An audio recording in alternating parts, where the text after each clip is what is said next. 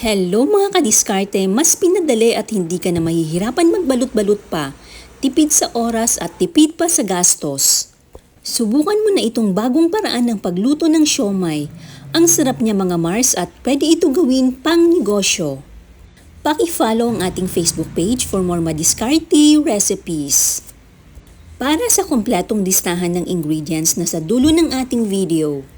Isang medium size na carrot, balatan at hiwain ng chunks. Gagamit ako ng electric chopper pero kung wala kayong electric chopper, hiwain lang ng mince. 8 cloves na garlic, isama na din natin sa electric chopper. Isang red onion, hiniwa ko lang sa 4 para mas madali pag-mince. Kalahating kilo ng hipon, tinanggal ko na ang balat, buntot at ulo. Nilinis ko na din yung mga itim or intestine. Isama na din sa ating electric chopper para isahan ang paghiwa. Shout out kay Ma'am Nati Lapitan from Belgium, Ma'am Ninita Bamides from USA. Dapat ganito ang itsura niya after hiwain, ilipat lang sa malaking mixing bowl. 1 kilo ng pork giniling, kung hindi kayo pwede sa pork, pwede naman chicken or beef ang gamitin. Spring onions kasama ang stem, nasa sa inyo kung gaano karami ang ilalagay ninyo. Maglagay din ng kinchay or wansoy pampabango at 1 teaspoon na asin, 1 teaspoon ground black pepper, 3 teaspoon na chicken powder, at 2 tablespoon na oyster sauce. I-scrape lang natin para walang sayang. Kuya, wait lang. Haluin gamit ang mga kamay para mahalo mabuti. Maglagay ng 1 cup na cornstarch at 1 cup na all-purpose flour. Haluin lang ulit.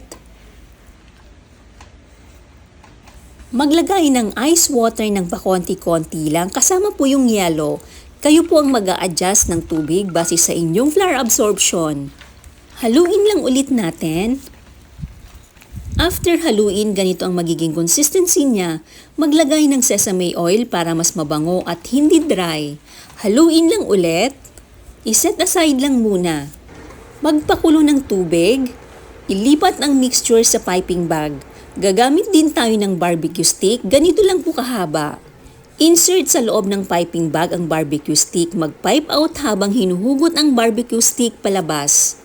Napakadali lang mga Mars, ilubog sa kumukulong tubig ng 1 minute lang para lang mag-form yung ating siomai. After 1 minute, tanggalin sa kumukulong tubig. I-arrange sa ating steamer basket.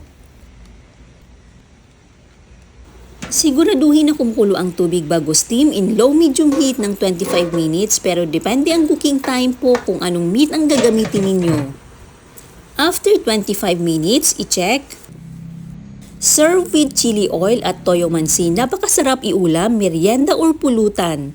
Shout out kay Sir John Wayne Gavanes from Riyadh. Sir Rohenio Cervantes from Taguig. Sir Avelino David from Makati City. Ma'am Princess Sabilina from KSA Riyadh. Maraming salamat po sa panunood. Hanggang sa muli na pagbahagi ng madiskarte recipes.